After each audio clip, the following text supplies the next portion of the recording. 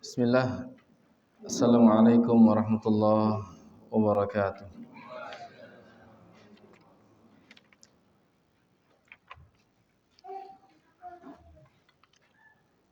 Innal hamdalillah nahmaduhu wa nasta'inuhu wa nastaghfiruh wa na'udzu billahi min shururi anfusina wa sayyiati a'malina man yahdihillahu fala mudilla lahu wa man yudlil fala hadiyalah. Asyhadu an la ilaha illallah wahdahu la syarika lah wa asyhadu anna Muhammadan abduhu wa rasuluh. Amma ba'du fa inna ahsanal kalami kalamullah wa khairul hadi hadi Muhammadin sallallahu alaihi wasallam wa syarrul umuri muhdatsatuha fa inna kulla muhdatsatin bid'ah wa kulla bid'atin dhalalah wa kulla dhalalatin finnar. Ikhwan fi din azakumullah. Alhamdulillah kita bersyukur pada Allah Subhanahu wa taala pada pagi hari ini kita berada di tanggal 15 Jumadats Tsaniyah 1444 Hijriyah bertepatan dengan tanggal 8 Desember Januari 2023. Alhamdulillah kita berjumpa dengan izin Allah Subhanahu wa taala di tempat yang mulia ini kembali untuk melanjutkan kajian kita dengan membahas Al-Qur'an terutama juz 30 dengan mengambil faidah-faidahnya sebagaimana yang disebutkan oleh para ulama kita rahimahumullahu taala. Dan hari ini kita akan bahas surah Al-Ikhlas. Surah Al-Ikhlas yang surah ini penamaannya dengan isinya kata para ulama berbeda. Ya. Kenapa disebut dengan surah Al-Ikhlas? Karena di dalamnya surah ini murni hanya membicarakan dan menerangkan tentang Allah dan sifat-sifatnya.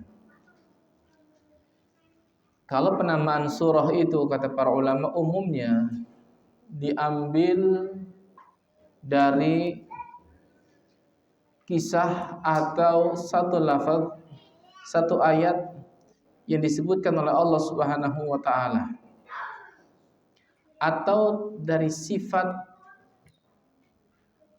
surah tersebut. Sebagaimana surah Al-Fatihah yang pertama kali kita bahas disebut Al-Fatihah karena dia berada di awal kitab, Fatihatul Kitab.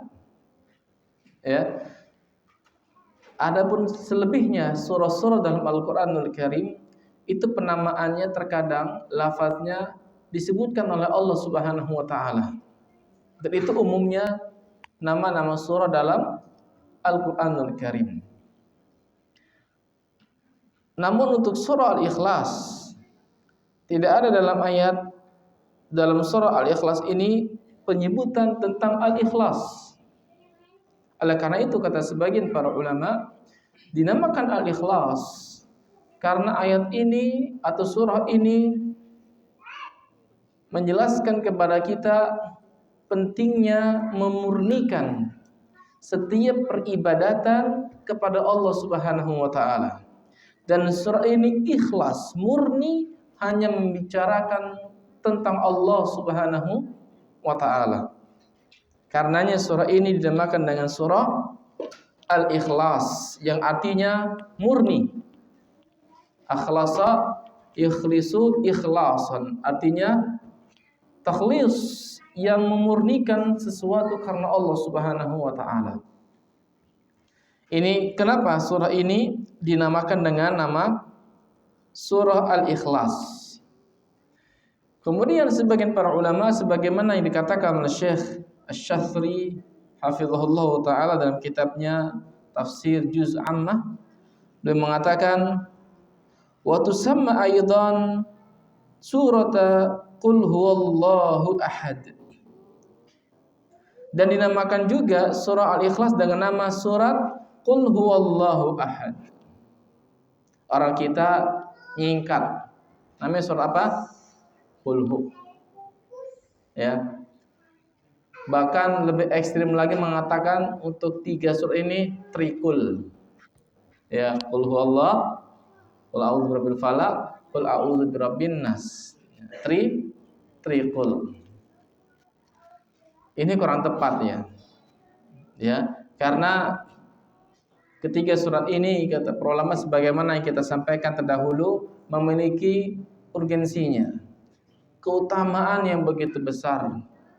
Sampai Nabi mulai alaihi salatu wassalam memohon perlindungan kepada Allah Subhanahu wa taala dengan ketiga surat ini. Maka hendaklah kita menyebutnya dengan sebutan yang indah terhadap surat yang Allah Subhanahu wa taala sebutkan dalam Al-Qur'anul Karim.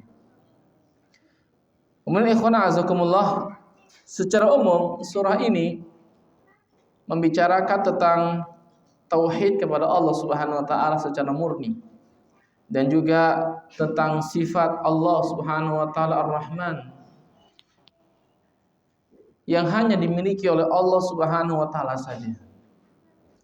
Tidak dimiliki oleh seorang pun dari makhluknya. Dan Allah menyendiri dalam hal ini dalam sifat-sifat yang memiliki keutamaan Subhanahu wa taala.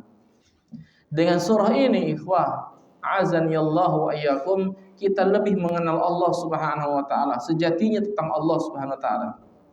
Ya selama ini kita sembah. Ya selama ini kita ibadati. Ya karenanya nanti pada hari kiamat ketika Allah Subhanahu wa taala dalam sebuah hadis yang cukup panjang dari Nabi sallallahu alaihi wasallam membangkitkan seluruh umat, maka Allah Subhanahu wa taala menggolong-golongkan umat manusia menurut keyakinannya masing-masing. Orang Yahudi dengan agama Yahudinya, orang Nasrani dengan agama Nasrani, orang-orang Majusi, orang-orang musyrikin, mereka akan dikumpulkan bersama dengan segala sesembahan mereka selain Allah Subhanahu wa taala. Maka Allah menghampiri mereka dan Allah bertanya kepada mereka. Ya, Allah bertanya kepada orang Yahudi, apa yang kalian tunggu? Kami telah atau kami sedang menunggu Tuhan kami. Siapa Tuhan kalian? Uzair, anaknya Allah. Maka Allah mengatakan, engkau dusta. Allah tidak pernah menjadikan seseorang sebagai anaknya. Maka Allah perintahkan mereka untuk dimasukkan ke dalam neraka bersama segala sesembahan yang dahulu mereka pernah sembah. Begitupun Nasara, begitupun Majusi, begitupun musyrikin yang lainnya. Maka tinggallah orang-orang beriman, kata Nabi sallallahu alaihi wasallam. Maka Allah menghampiri mereka. Allah bertanya kepada mereka, kalian sedang apa? Maka mereka mengatakan, kami sedang menunggu Tuhan kami, Allah Rabbul Alamin. Yang kami mengetahui itu dengan sifat-sifatnya. Maka Allah SWT pun menampakkan dirinya. Ini kata ulama, Allah SWT akan menampakkan diri dan berkata kepada hambanya dua keadaan. Pertama di arasatul al-akhirah, di pelataran akhirat, di mahsyar. Yang kedua di jannah. Ya. Maka mereka pun digiring oleh Allah SWT. Jadi tetaplah orang-orang yang menyembah Allah Subhanahu wa taala.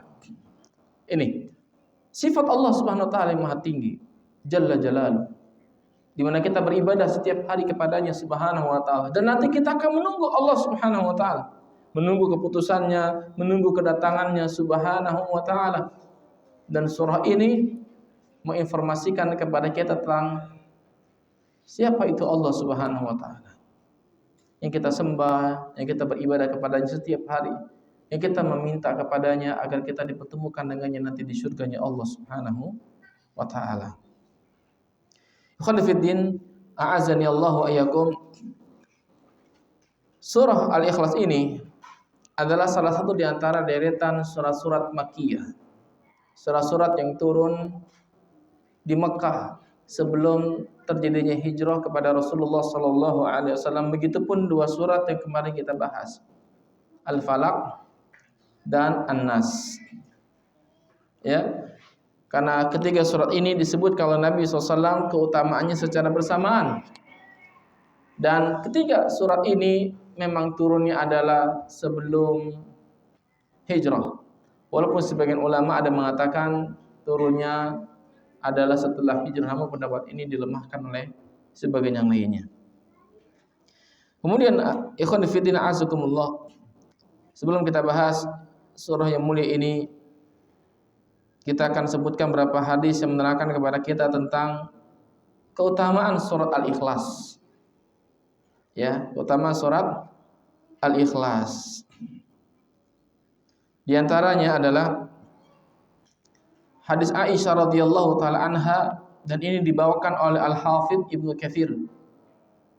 Beliau Al-Hafidz Ibnu Katsir sebelum membahas dan menyebutkan tentang tafsir surat Al-Ikhlas, beliau membawakan begitu banyak hadis dari Bukhari, dari Muslim, dari kitab-kitab Sunan, Musnad Ahmad dan yang lainnya. Tapi saya akan ringkas, ya, saya akan sebutkan beberapa hadisnya, ya, dari apa yang telah disebutkan oleh Nabi Shallallahu Alaihi Wasallam. Yang pertama hadis Aisyah radhiyallahu taalaan, ya, bahwasanya membaca surah Al-Ikhlas dengan memahami hakikatnya dan menghadirkan rasa cinta kepadanya bisa membuat kita masuk surganya Allah Subhanahu wa taala. Aisyah mengatakan radhiyallahu anha, anna Nabiy sallallahu alaihi wasallam ba'atha rajulan ala sariyah. Sesungguhnya Nabi sallallahu alaihi wasallam pernah mengutus seseorang kepada sekelompok pasukan. Sariyah ini kelompok pasukan perang yang Nabi utus tapi Nabi enggak ikut di dalamnya. Namanya sariyah. Ya. Dan peperangan ini Nabi enggak ikut, tapi Nabi memerintahkan seorang untuk diangkat menjadi panglima. Kalau peperangan Nabi ikut di dalamnya namanya ghazwah. Ghazwah itu peperangan besar di mana Nabi hadir di situ sebagai panglimanya dan mengatur strategi perang. Sehingga kalau perang Badar disebut Ghazwatul Badar, Ghazwatul Uhud, Ghazwatul Khandaq. Ya, disebut ghazwah karena Nabi perang dan ikut dalam peperangan tersebut. Adapun sariyah Nabi utus ala sariyatin wa kana yaqra li ashabihi fi salati, dan pemimpin ini kalau dia salat menjadi imam fayakhtimu biqul huwallahu ahad, selalu menutupnya, jadi di rakaat terakhirnya atau di dua rakaat di mana surah itu dibaca dengan keras, selalu membaca qul huwallahu ahad. Falamma raja'u, ketika mereka pulang ke kota Madinah, zakaru dzalika lin-nabi sallallahu alaihi wasallam, mereka menyampaikan, mengadukan, menyebutkan perihal tersebut kepada Nabi sallallahu alaihi wasallam. Ini para sahabat jamaah, di mana kalau mereka baru melihat sebagian orang mengerjakan satu amaliyah, satu amalan yang mereka awalnya belum pernah mendengar dan belum pernah mengerjakan, mereka tanyakan dulu kepada Nabi perihal amal tersebut, kira-kira benar atau tidak. Jadi kebiasaan para sahabat Nabi itu adalah tabayyun, check and recheck bahasa kitanya. Ini kira-kira amalan benar gak nih? Sehubungan karena panglimanya ini kalau sholat di akhir sholatnya dia selalu baca surat Al-Ikhlas. Maka Nabi balik bertanya, saluhu li ayyi syai'in yasna'u dzalika. Coba kalian tanya sama dia, kenapa dia selalu mengerjakan demikian? Coba tanya alasannya apa? Nabi enggak segera menyalahkan, tapi Nabi minta bayan, minta penjelasan, kenapa Anda melakukan hal itu? Apa sebabnya? Fasa'aluhu, maka mereka pun bertanya kepada panglima tersebut. Faqal, dia mengatakan li'annaha sifatur rahman, karena surat Al-Ikhlas adalah sifat Allah Ar-Rahman. Wa ana uhibbu an aqra'a biha, dan saya cinta, saya senang kalau saya baca surat tersebut yang berisi tentang sifat Allah yang setiap hari aku sembah. Maka Nabi mendengar jawabannya dan Nabi mengatakan sallallahu alaihi wasallam, akhbiruh annallaha yuhibbuhu, kabarkan kepada dia sesungguhnya Allah mencintainya. Lihat, jadi kecintaan kita kepada surah Al-Ikhlas yang di dalamnya disebutkan tentang sifat-sifat Allah Subhanahu wa taala bisa menghadirkan kepada kita cintanya Allah kepada kita. Bahkan dalam satu riwayat disebutkan oleh Anas bin Malik radhiyallahu taala an, Nabi mengatakan, "Hubbuka iyyaha adkhalakal jannah." Cintamu kepada surah Al-Ikhlas membuatmu masuk ke dalam surga. Masya Allah. Sehingga sebagian para ulama mengatakan cintanya seseorang kepada sebagian ayat-ayat Al-Quran, yang Al-Quran merupakan sifat Allah Subhanahu wa ta'ala dari awal sampai akhir, menjadikan seseorang itu dicintai Allah, yang dengan sebabnya Allah juga akan masukkan ke dalam surganya Allah Subhanahu wa ta'ala. Ya. Kemudian faedah berikutnya ikhwan a'azakumullah,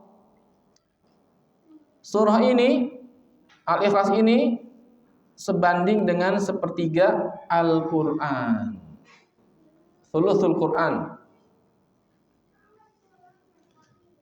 Dari hadis Abu Sa'id Al-Khudri. Abu Sa'id Al-Khudri ini pemuda nih, seorang pemuda yang paling banyak meriwayatkan hadis. Namanya Abu Sa'id Al-Khudri, al-mukthirin fil hadis. Ya, pemuda. Banyak pemuda yang hafal hadis. Di antaranya Abu Sa'id Al-Khudri di zaman Rasulullah sallallahu alaihi wasallam. Dia mengatakan, "Anna rajulan sami'a rajulan yaqra' qul huwallahu ahad." Sesungguhnya ada seseorang sahabat Nabi yang mendengar sahabat yang lainnya baca surat Al-Ikhlas, qul huwallahu ahad, yuraddiduha, diulang-ulang dalam salatnya. Qul huwallahu ahad, Allahu samad. Habis selesai, ulang lagi. Selesai, ulang terus. Falam asbaha ja'a ila Rasulillah sallallahu alaihi wasallam fa dzakara dzalika lah. Tatkala pagi harinya ia mendatangi Rasulullah SAW lalu menceritakan hal itu kepadanya. Wa kana ar-rajulu yataqalluha, dan orang yang mengadukan ini menganggapnya remeh orang tersebut membacanya. Kenapa sih diulang-ulang terus? Gitu ya. Lalu ditanya kepada Nabi sallallahu alaihi wasallam. Kata Nabi sallam, "Walladzi nafsi biyadihi innaha la ta'dilu thulutsal Qur'an."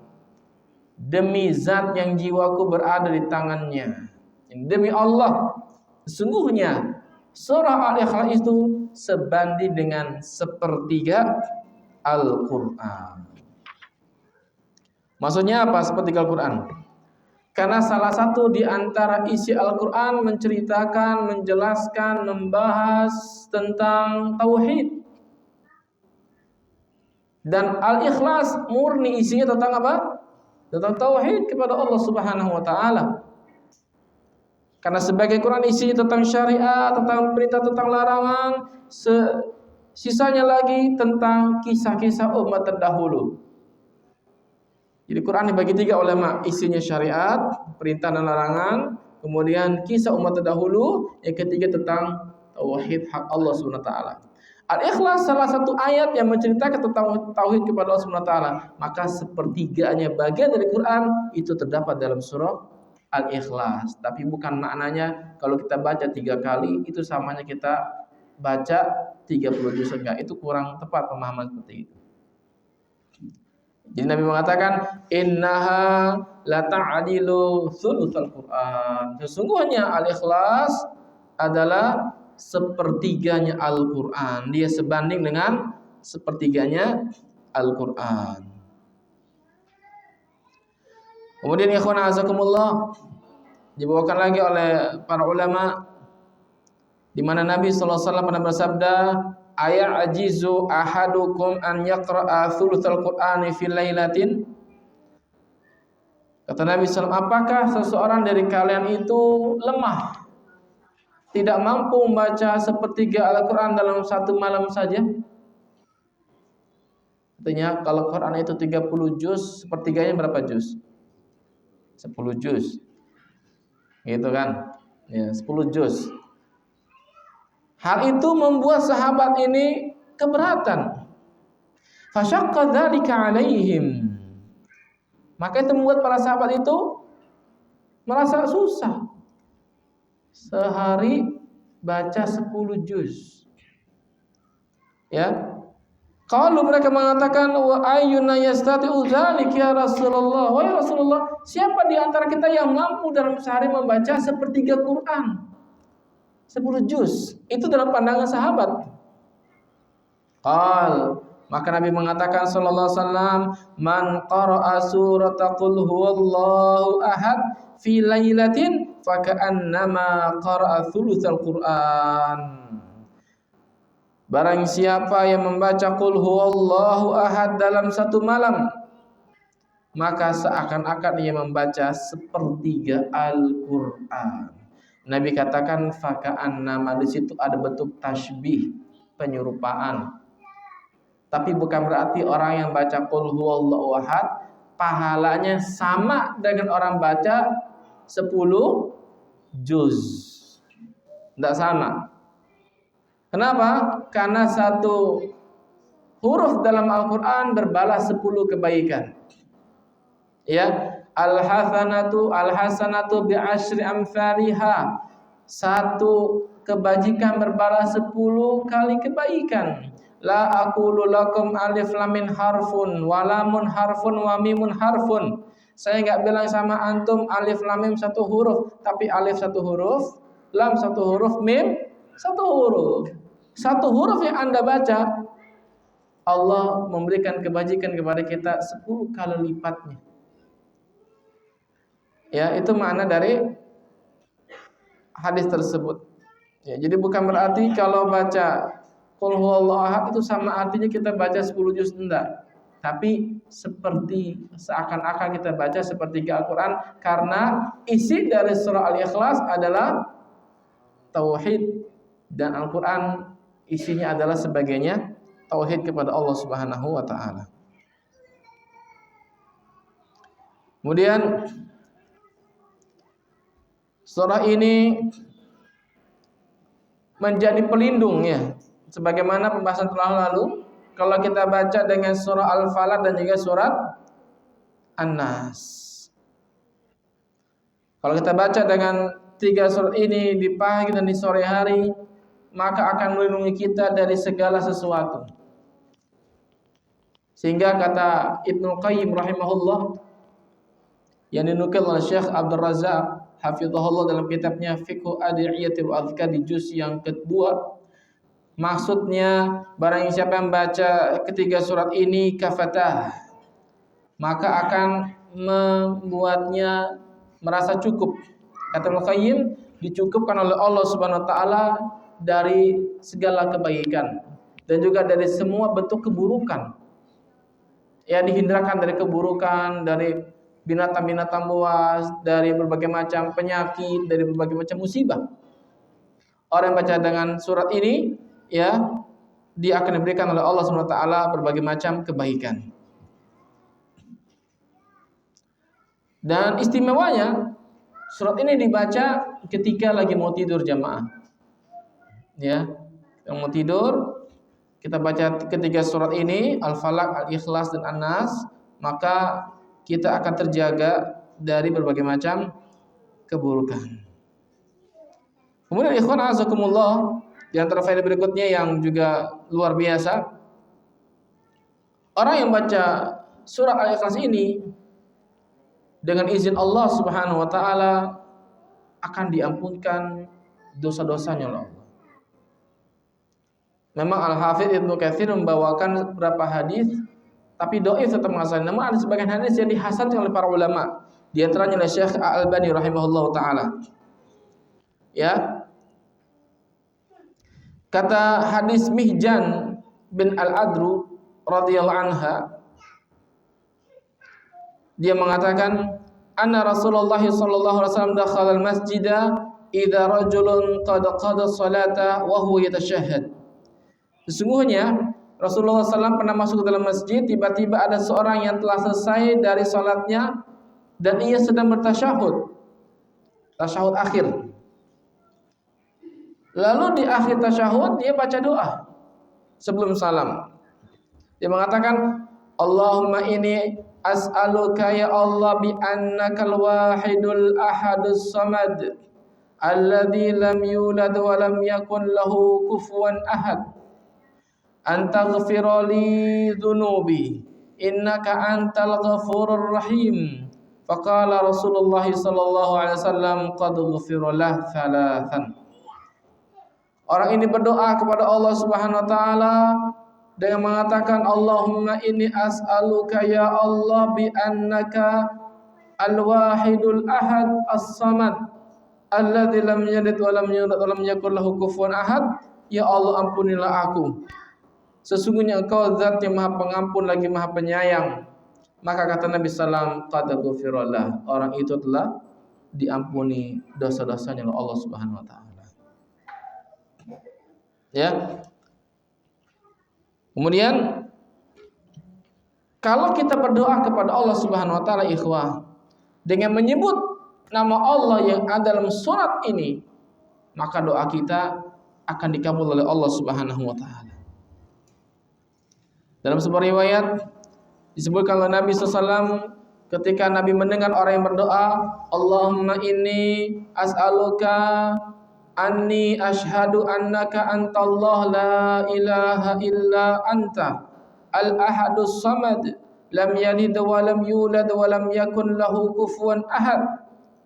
Dia berdoa seperti itu. Kata Nabi sallallahu laqad sa'altallaha bismilladzi idza su'ila bihi a'ta wa idza du'iya bihi ajab. Kata Nabi sallallahu sungguh engkau telah meminta kepada Allah Subhanahu wa taala dengan namanya yang jika ia diminta dengan namanya tersebut pasti akan diberikan apa kemauannya, dan jika ia berdoa kepada Allah dengan nama tersebut akan dikabulkan doanya. Ya. Jadi kita kalau berdoa boleh dengan doa ini, Allahumma inni as'aluka bi annaka antallah la ilaha illa anta al-ahadus samad lam yalid wa lam yulad wa lam yakul lahu kufuwan ahad. Lalu kita berdoa kepada Allah. Ya, kalimat itu sebagai muqaddimah, ya kata para ulama itu ada sanjungan pujian-pujian kepada Allah Subhanahu wa taala. Nah, ini ikhwah di antara sebagian keutamaan tentang surat Al-Ikhlas ya yang disebutkan oleh para ulama. Saya bawakan sedikit aja sebagiannya karena panjang. Ya, Al-Hafidz Ibnu Katsir menyebutkan dalam tafsirnya hadis-hadis berkaitan dengan surat Al-Ikhlas yang jumlahnya cukup banyak sekali. Semoga Allah SWT menjadikan kita termasuk orang-orang yang mendapatkan karunia-Nya, keutamaannya dengan kita membaca surah Al-Ikhlas ini. Kemudian ikhwan a'azakumullah, kita lihat tentang surah ini, tentang makna yang tersimpan dalam surah Al-Ikhlas ini, di mana Allah Subhanahu wa taala berfirman, Qul huwallahu ahad. Katakanlah, dialah Allah yang Maha Esa. Allahus Samad. Allah adalah Tuhan yang bergantung kepadanya segala sesuatu. Lam yalid wa lam yulad. Dia tidak beranak dan tiada pula diperanakan. Artinya Allah tidak punya anak dan Allah tidak punya ibu. Ya, tidak beranak, tidak punya anak, tidak diperanakan, Allah tidak punya orang tua, tidak punya ayah, tidak punya ibu. Walam yakun lahu kufuwan ahad. Dan tidak ada seorang pun yang setara dengan Allah Subhanahu wa taala. Khonifuddin, a'azani Allah wa iyyakum. Tentang sebab-sebab turunnya ayat ini, kata para ulama, di antaranya riwayat Ahmad, Tirmidzi dan yang lainnya, ketika orang-orang musyrikin dan ahlul kitab di waktu itu mereka menyembah selain Allah Subhanahu wa taala dan mengangkat makhluk-makhluk itu sebagai sesembahan selain Allah dan menisbatkan sebagian makhluk sebagai anak Allah. Ya, orang-orang Yahudi sebagaimana penafsiran dari sebagian salaf, mereka menjadikan Uzair sebagai anak Allah Subhanahu wa taala. Maka mereka menyembahnya. Orang-orang Nasara menjadikan Isa bin Maryam sebagai anak Allah Subhanahu wa taala lalu menyembahnya. Orang-orang musyrikin Mekah, mereka menjadikan malaikat-malaikat itu sebagai anak-anak perempuan Allah Subhanahu wa taala. Jadi masing-masing umat di kala itu mereka punya sesembahan selain Allah Subhanahu wa taala. Lalu Rasulullah sallallahu alaihi wasallam datang kepada mereka dan menyampaikan kepada mereka bahwasanya Allah Subhanahu wa taala itu esa. Allah tidak punya anak. Dan Nabi SAW ditantang oleh mereka untuk menyebutkan tentang nasabnya Allah Subhanahu wa ta'ala. Sehingga orang musyrikin pernah mengatakan kepada Nabi SAW, "Ya Muhammad, unsub lana rabbak." Wahai Muhammad, coba tolong sebutkan nasab Tuhanmu. Kalau Yahudi mengatakan Uzair itu anaknya Allah, Uzair ibnullah. Kalau Nasrani mengatakan Isa ibnullah, Isa itu putranya Allah Subhanahu wa taala. Kalau kami musyrikin mengatakan para malaikat itu adalah anak-anak perempuannya Allah Subhanahu wa taala. Berarti orang-orang musyrikin di masa itu kenal, tahu Allah punya malaikat. Hanya saja pemahaman mereka menyimpang tentang eksistensi malaikat, yang mengatakan bahwasanya malaikat adalah anak-anaknya Allah yang berjenis kelamin perempuan. Sementara malaikat tidak berjenis kelamin, bal ibadu mukramun, kata Allah. Bahkan malaikat adalah hamba-hamba yang kami muliakan. Maka mereka penasaran. Sementara Muhammad datang kepada kami, kata mereka, dengan membawa sesuatu yang berbeda dari apa yang telah diyakini oleh bapak moyang kami. Kami menyembah berhala, kami menyembah ini, kami menyembah malaikat, kami menyembah patung, menyembah batu, menyembah matahari. Orang-orang Nasrani menyembah Isa, menyembah Uzair dan sebagiannya. Anda Muhammad mengatakan kami menyembah Allah SWT. Coba sebutkan Allah itu nasabnya kayak apa? Maka Nabi enggak menjawab. Nabi hanya menjawab apa yang tertera dalam surah Al-Ikhlas ini. Allah katakan, "Qul huwallahu ahad."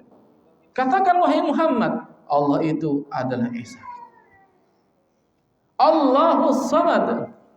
Allah tempat bergantung semua makhluknya. Segala urusan kembali kepada Allah Subhanahu wa taala. Lam yalid wa lam yulad. Allah tidak beranak dan Allah tidak diperanakan. Walam yakun lahu kufuwan ahad. Dan tidak ada yang serupa seorang pun dengan Allah Subhanahu wa taala. Ikhwan fiddin, a'azani Allah. Ya. Tentang surah yang mulia ini. Ya, di antara asbabun nuzulnya ini ma'ruf. Ini pertanyaan orang-orang musyrikin kepada Nabi SAW tentang nasabnya Allah. Sejatinya pertanyaan ini, kata para ulama, adalah untuk memojokkan Nabi SAW, untuk mengancam Nabi SAW, karena Nabi SAW datang kepada mereka, ya, dengan membawa sesuatu yang berbeda, tidak sama dengan apa yang mereka yakini. Oleh karena itu, pertanyaan ini sekali lagi yang diajukan kepada Nabi sallallahu alaihi wasallam adalah untuk memojokkan beliau sallallahu alaihi wasallam. Kemudian ikhwan azakumullah, kalimat ahad Allah sebutkan qul huwallahu ahadun. Katakanlah dialah Allah Subhanahu wa taala yang Maha Esa. Kalimat ahad ini bukan hanya disebutkan oleh Allah Subhanahu wa taala dalam surat ini saja. Ya. Dan surat yang lainnya menyebutkan tentang kalimat ahad yang menjadi nama bagi Allah Subhanahu wa taala. Salah satu nama Allah adalah Al-Ahad. Ya, atau Al-Wahid. Ya, atau Al-Wahid. disebutkan oleh Allah lebih dari 20 tempat dalam Al-Qur'anul Karim. Kalimat ahad sendiri yang biasa kita terjemahkan dengan istilah esa, tunggal, tidak berbilang. Ya, tidak berbilang. Sehingga orang-orang Arab ketika hendak menyatakan sesuatu itu tidak lagi berbilang dengan menggunakan kalimat ahad. Ya, seperti contoh mereka mengatakan la ahada fil baiti. Tidak ada seorang pun dalam rumah tersebut illa amron, kecuali Amr. Artinya dengan perkataan tersebut mereka ingin benar-benar memastikan bahwasanya hanya Amr di rumah itu seorang diri, tidak ada yang lainnya.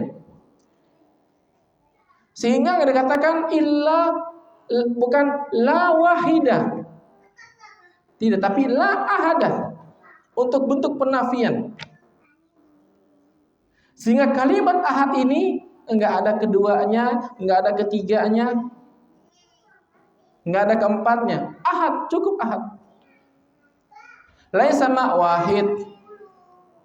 Ya, ada keduanya, isnan atau isnaini, wahidatun, dan seterusnya. Ada ketika disebut kalimat wahid atau wahidah, itu ada kedua, ketiga, keempat, seterusnya. Tapi kalau kalimat ahad enggak ada 2, 3, 4. Karena kalimat ini fayanqati' ma'ahul adad, untuk terputusnya semua bilangan setelah itu.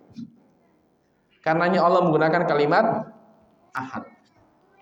Allah mengatakan wahid, ya.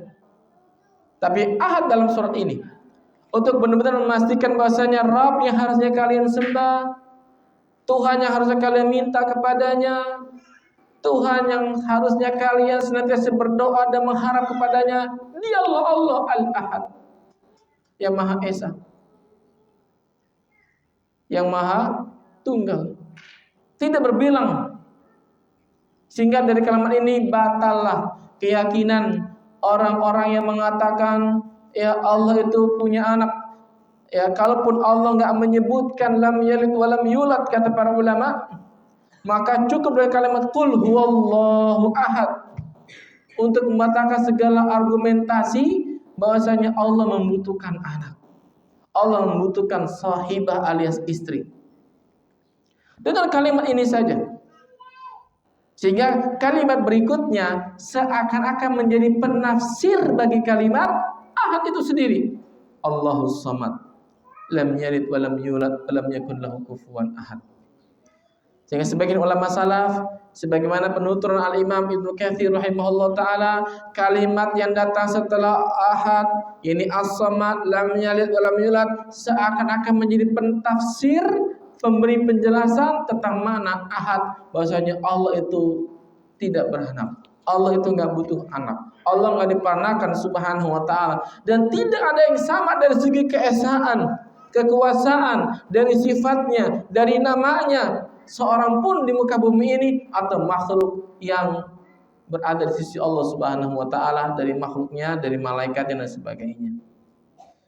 Jadi ikhwan, a'azani Allah wa iyyakum, ya, kalimat ahad ini maknanya sungguh luar biasa.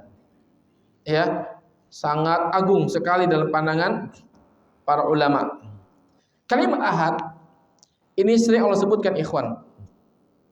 Ya, dalam sebagian ayat Al-Qur'anul Karim, dan juga terkadang Allah sebut dengan kalimat wahid. Dengan kalimat wahidun. Ya.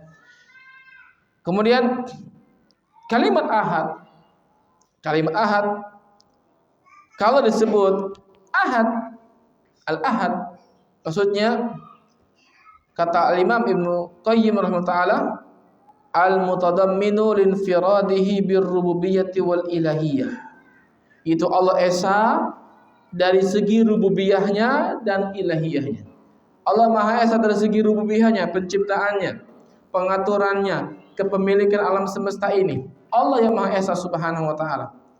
Dan dari segi ilahiyah ketuhanan Allah Subhanahu wa taala, Allah diibadati dengan berbagai macam bentuk peribadatan, dari doa, ya, dari salat, dari puasa, dari baca Al-Qur'an, dari segala niatan-niatan yang baik. Maka Allah Subhanahu wa taala dituju, Allah diibadati dengan segala macam bentuk peribadatan. Maka tidak boleh ada satupun ibadah yang diperuntukkan untuk selain Allah Subhanahu wa taala, karena Allah Al-Ahad. Kemudian kata para ulama, kalimat ahad juga bermakna lam yazal wahdahu wa lam yakun ma'ahu akhar al-mutafarrid fi dzatihi wa sifatihi wa af'alihi wa rububiyyatihi wa ilahiyatihi, lam yalid wa lam yulad wa lam yakun lahu kufuwan ahad. Dan kalimat ahad ini artinya Allah Subhanahu wa taala senantiasa Maha Esa. Allah senantiasa Maha Esa. Ya. Sejak zaman azali sampai nanti seterusnya. Tidak ada yang bersama dengan Allah Subhanahu wa taala. Dari segi zatnya Allah Maha Esa Subhanahu wa taala. Dari sifatnya Allah Maha Esa, tidak ada yang sama sifatnya dengan sifat makhluknya. Sehingga jamaah yang memuliakan, kita tidak boleh menyamakan sifat Allah dengan sifat makhluknya. Kalau ada sifat-sifat Allah Subhanahu wa taala yang mungkin sama dari segi penamaan dengan sifat makhluknya, tapi hakikatnya beda dengan sifat Allah Subhanahu wa taala. Allah Maha mendengar, Allah Maha melihat. Makhluk juga mendengar, makhluk juga melihat. Tapi penglihatan makhluk berbeda dengan penglihatan Allah Subhanahu wa taala. Sifat Allah, sifat mendengarnya Allah, sifat mengetahuinya Allah berbeda dengan sifat mendengar dan mengetahui makhluknya. Sehingga Allah mengatakan Subhanahu wa taala, laisa kamitslihi syai'un wa huwa samiul basir. Tidak ada yang serupa dengan Allah Subhanahu wa taala apapun juga, dan dialah Allah Subhanahu wa taala Sami' Basir, Maha mendengar lagi Maha melihat. Ya, jadi Allah Maha Esa jamaah. Dari segi sifatnya, namanya, kemudian perbuatannya, kemudian ketuhanannya, Allah Subhanahu wa taala Maha Esa. Kemudian kata sebagai para ulama juga, di antaranya Syekh Sa'di rahimahullah, beliau menyebutkan tentang makna ahad ini berkaitan dengan 3 poin. Yani Allah Subhanahu wa taala ahad dari segi zat dan sifatnya, kemudian rububiyahnya serta uluhiyahnya. Sebagaimana tadi uraian yang saya sebutkan. Jadi ikhwan, a'azanillahu wa iyyakum, kalimat ahad ini menegaskan kepada kita bahwasanya Allah Subhanahu wa taala Maha Esa dari berbagai macam bentuk. Ya. Kemudian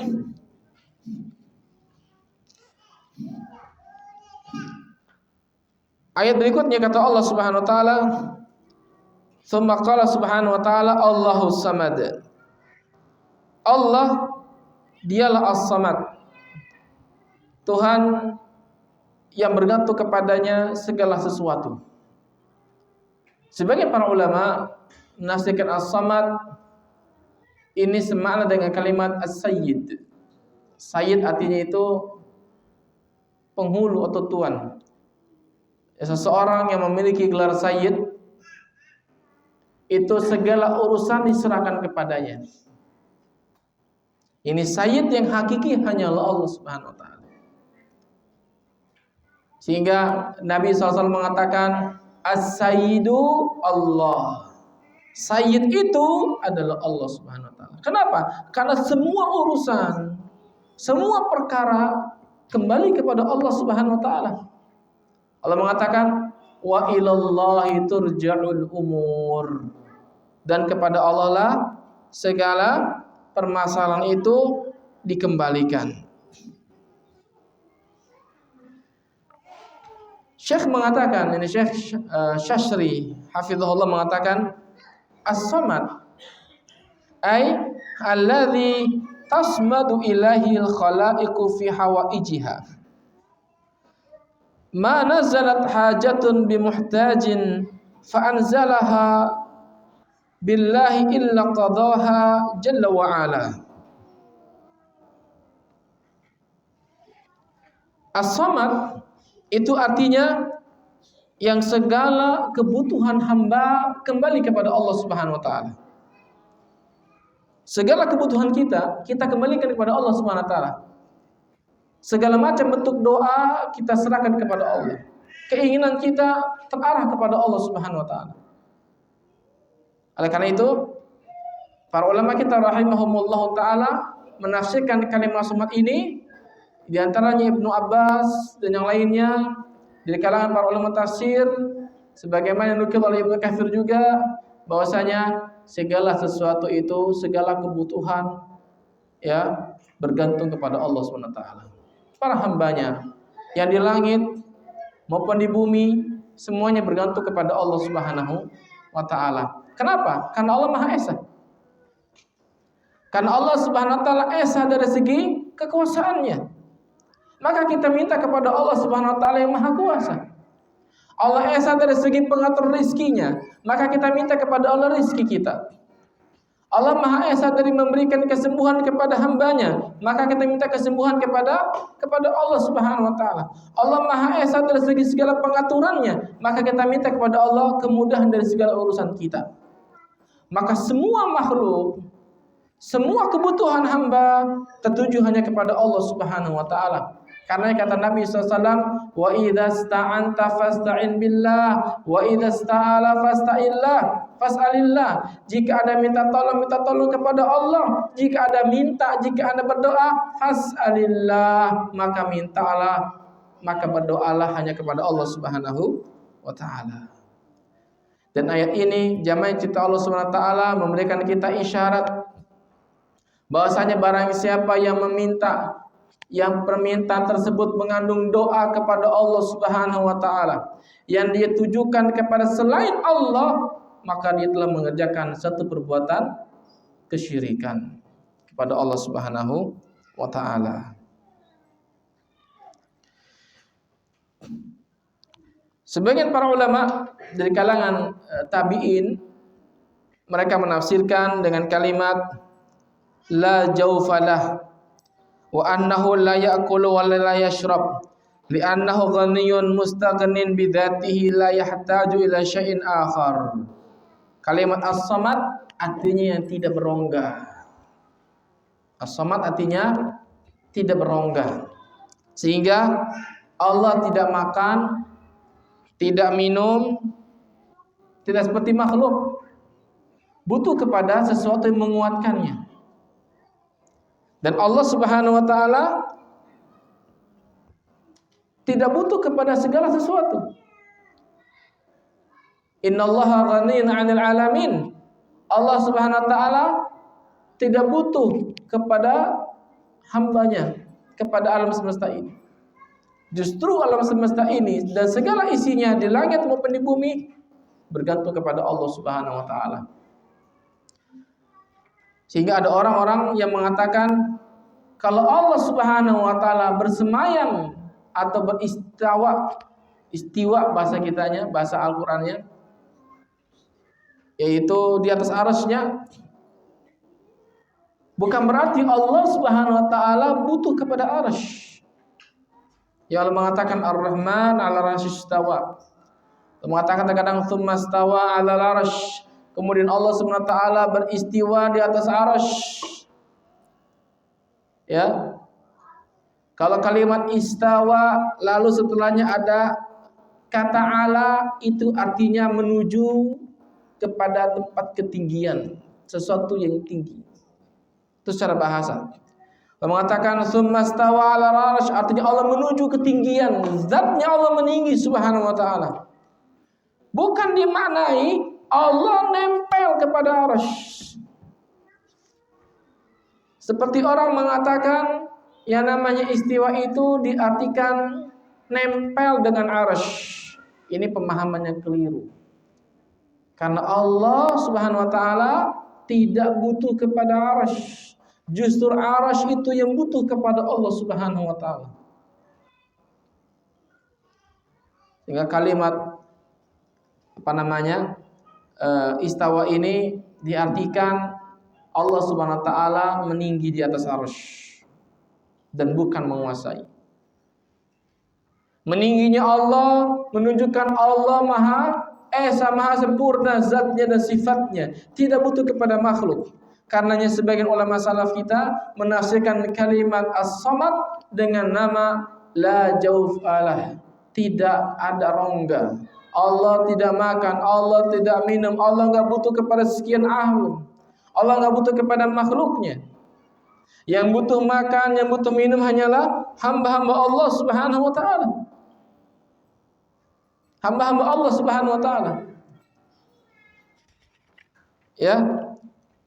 Karenanya hendaklah segala kebutuhan yang kita inginkan tertuju kepada Allah Subhanahu wa taala. Nah, pernah saya sampaikan, sebagian para ulama salaf kita itu ketika mereka butuh apapun, mereka langsung minta kepada Allah Subhanahu wa taala. Ada yang minta garam ketika mau makan, dia sujud kepada Allah, minta kepada Allah agar diberikan rezeki, termasuk minta garam. Karena kita butuh kepada Allah Subhanahu wa taala. Umar bin Khattab ketika sandalnya putus, dia minta kepada Allah Subhanahu wa taala. Jadi jamaah yang mencintai Allah Subhanahu wa taala, kalimat as-samad ini sebagian para ulama kita menafsirkan dengan la jaufalahu wa annahu la ya'kulu wa la yashrab. Ya, tidak berongga. Dan bahwasanya Allah Subhanahu wa taala tidak butuh kepada makan, tidak butuh kepada minum, dan Allah tidak butuh kepada hambanya. Allah tidak butuh kepada hamba-hambanya. Bahkan hambanya yang butuh kepada Allah Subhanahu wa ta'ala. Kemudian jamaah cinta Allah Subhanahu wa ta'ala, Allah berfirman dalam ayat berikutnya, lam yalid wa lam yulad. Allah Subhanahu wa ta'ala tidak beranak dan tidak pula diperanakan. Ini keyakinan final kita tentang Allah Subhanahu wa ta'ala. Kalau dalam ayat sebelumnya Allah mengatakan Allahus Samad, Allah enggak butuh kepada hambanya. Termasuk hal yang tidak Allah butuhkan adalah punya anak.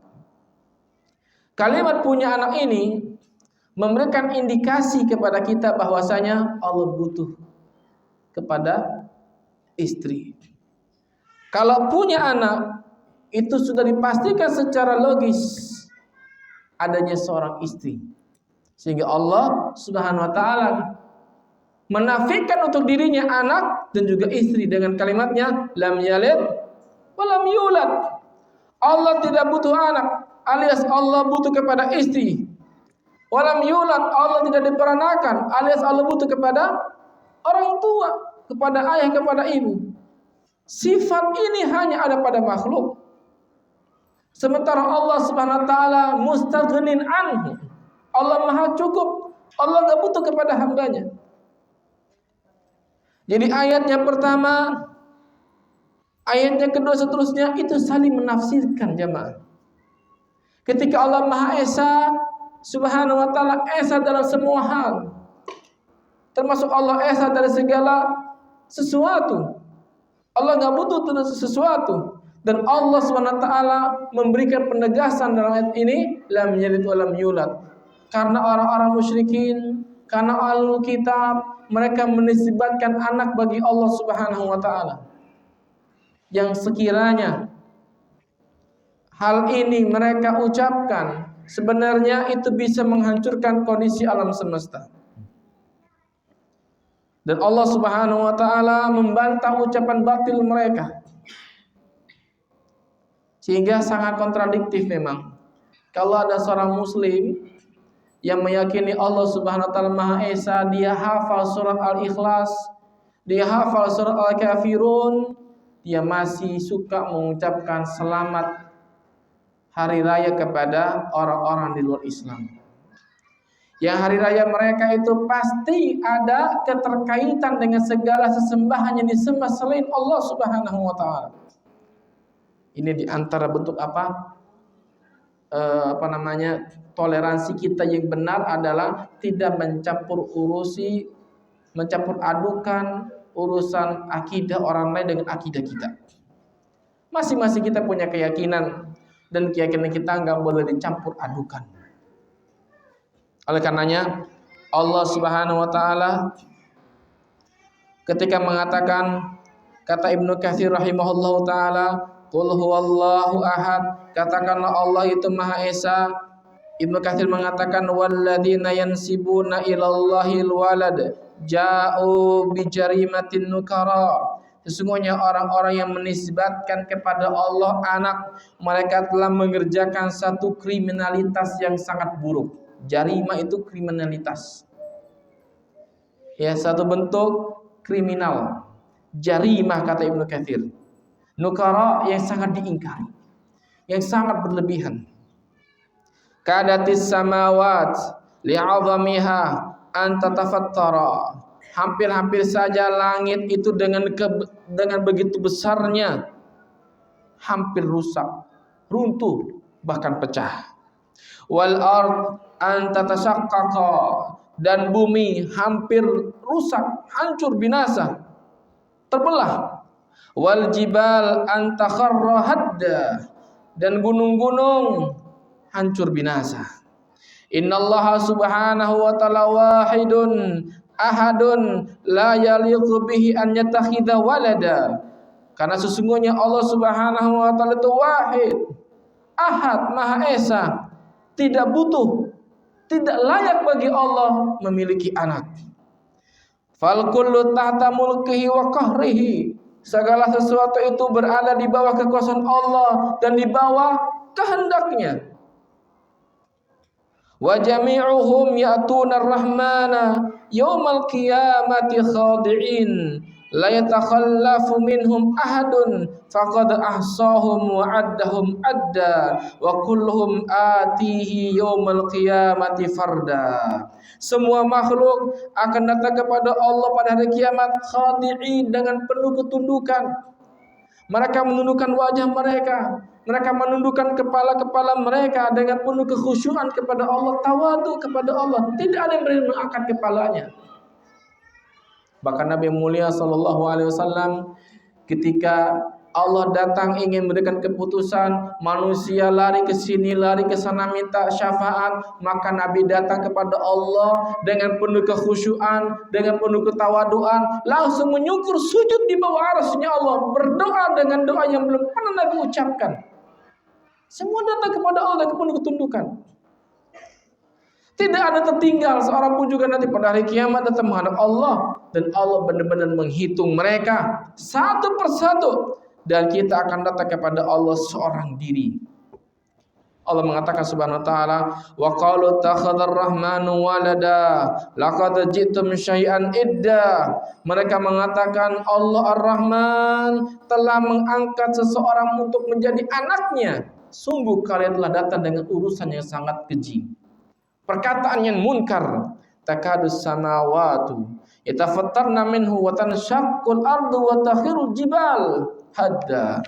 Hampir-hampir saja langit itu runtuh, bumi itu hancur, dan gunung-gunung itu binasa. Anda'u lirrahmani walada, lantaran mereka mendakwahkan Allah punya anak. Wa ma yanbaghi lirrahmani an yattakhidha walada, tidak patut bagi Allah, tidak layak bagi Allah memiliki anak. In kullu man fis samawati wal ardi illa atir rahmani abda. Tidak ada yang di langit maupun di bumi kecuali semuanya datang menghadap Allah sebagai hamba. Sebagai hamba. Kalau Allah punya anak, harusnya anak itu memiliki sifat-sifat Allah.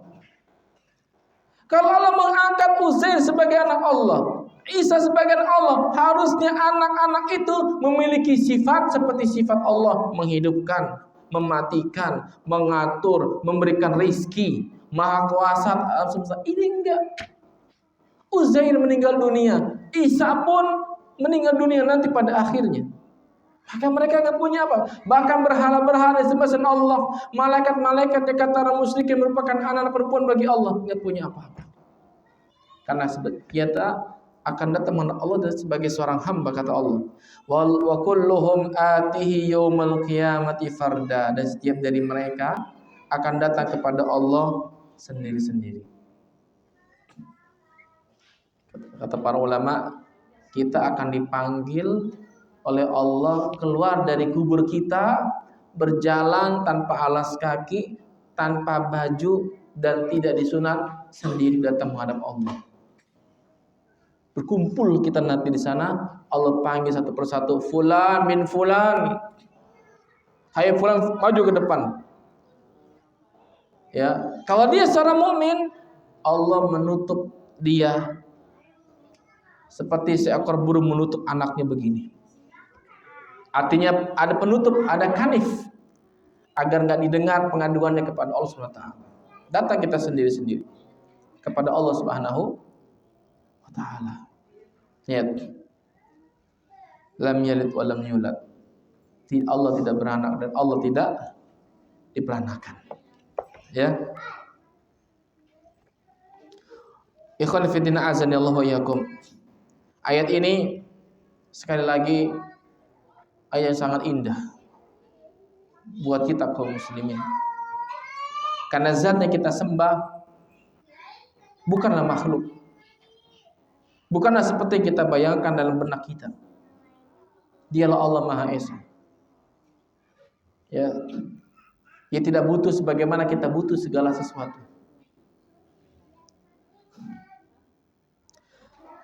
Syekh mengatakan, ikhwan, tentang ayat yang mulia ini, ayat ini sebagai bantahan bagi orang-orang yang menjadikan sesuatu itu sebagai sesembahan selain Allah SWT. Ada bagian yang keluar dari Allah lalu menjadi makhluk. Ini batil. Ya. Oleh karena itu, dari sini Syekh mengatakan, "Wa min huna na'lam fasada maqalati ulaika alladziina yansibuna ila Allahil walad." Dari ayat ini kita dapat mengetahui dengan jelas akan fasadnya, rusaknya keyakinan dan perkataan orang-orang yang mengatakan dan menisbatkan kepada Allah anak. Batil semuanya. Ya. Oleh karena itu ayat ini juga secara tersirat kata sebagian para ulama membatalkan keyakinan mutasawwifah, orang-orang yang bergelut dalam bidang tasawuf. Yang dalam pandangan mereka Allah Subhanahu wa taala itu menitis ya, titisan Allah katanya. Ya, seperti keyakinan orang-orang Majusi. Orang Majusi di antara keyakinannya, kalau seseorang itu ingin jadi raja harus punya sifat di antara sifat-sifat ketuhanan. Tuhan harus menitis dalam tubuhnya. Dan keyakinan masyarakat kita terdahulu adanya orang-orang yang menitis atau titisan dewa, titisan roh-roh nenek moyang, atau bahkan titisan Allah Subhanahu wa taala. Orang kita punya keyakinan seperti itu. Ya, titisan dewata, titisan roh ini, titisan nenek moyang. Ini keyakinan yang batil. Sehingga sebagian tokoh-tokoh yang bergelut dalam bidang tasawuf itu mengatakan Allah menitis ke dalam hewan ini, hewan itu, atau orang ini, orang itu. Sehingga di antara mereka mengatakan anal haq, saya ini al-haq, ini Allah Subhanahu wa taala. Dan hal ini pernah diucapkan oleh sebagian tokoh-tokoh Syiah di waktu itu terhadap Ali bin Abi Thalib. Mereka mengatakan antal haq, engkau adalah Allah Subhanahu wa taala. Maka Ali membakarnya. Dan sebagian mereka pergi. Di antaranya Abdullah bin Sabah, karena dia bikin kericuhan.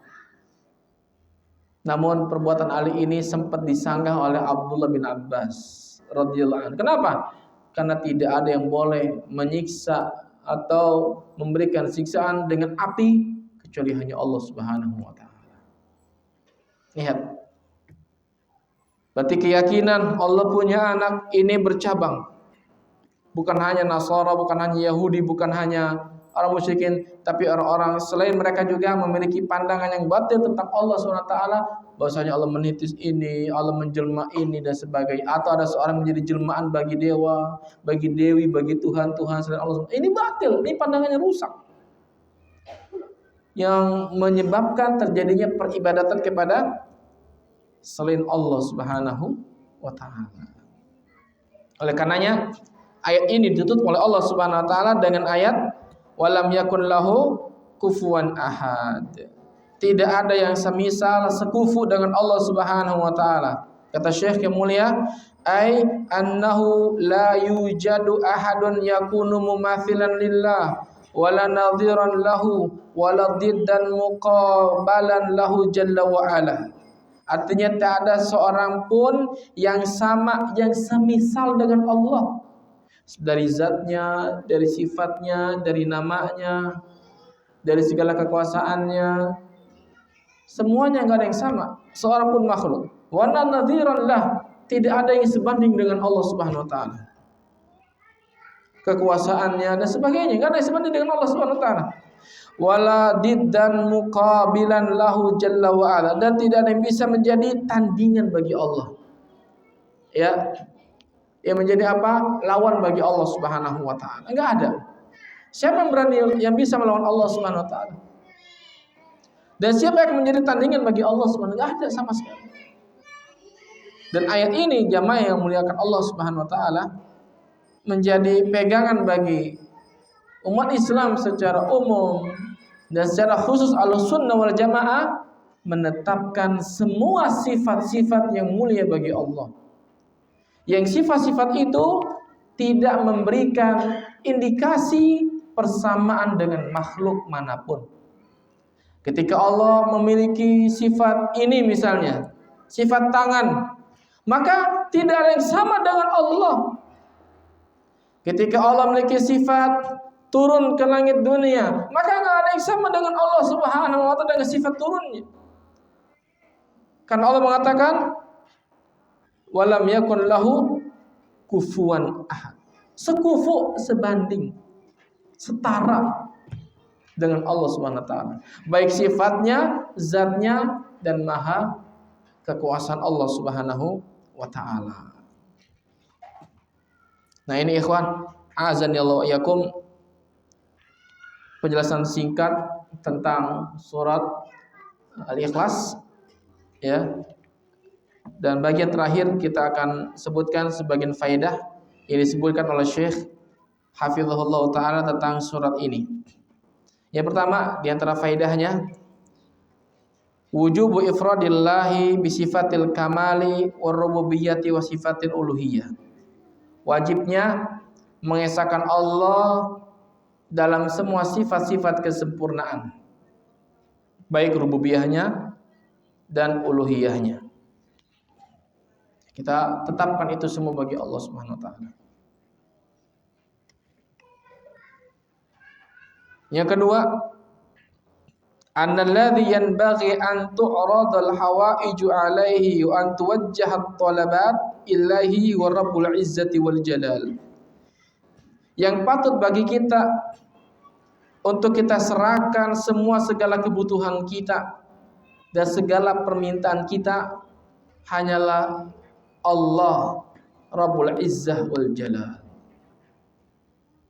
Jadi jamaah, apapun kebutuhan kita, yang pertama kali terdetik dalam hati kita tertuju kepada Allah, bukan kepada makhluk. Yang ketiga, annal ibadata haqqun khalisun lillahi la yastahiqqu ahadun siwahu dzalika. Bahwasanya peribadatan itu haruslah murni tertuju kepada Allah Subhanahu wa taala. tidak ditujukan untuk selain Allah. Bahwasanya seluruh peribadatan yang hak itu hanya tertuju kepada Allah dan tidak kepada selain Allah Subhanahu wa taala.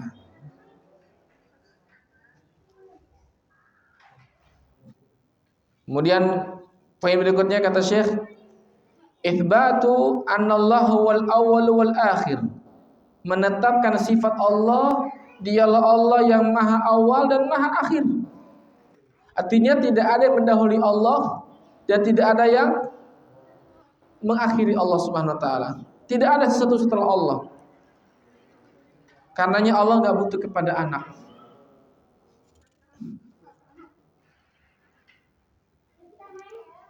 Kemudian poin berikutnya kata Syekh, syiddatu hajati ahli samawati wal ardi li fadlillahi subhanahu. Bahwasanya penghuni langit dan bumi begitu butuh kepada karunia Allah.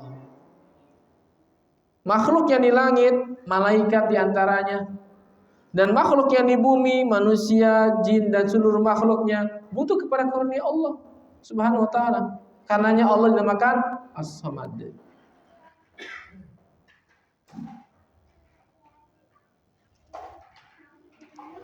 Kemudian yang berikutnya, nafyu an yakuna lillahi jalla wa ala kuf'un aw mathilun.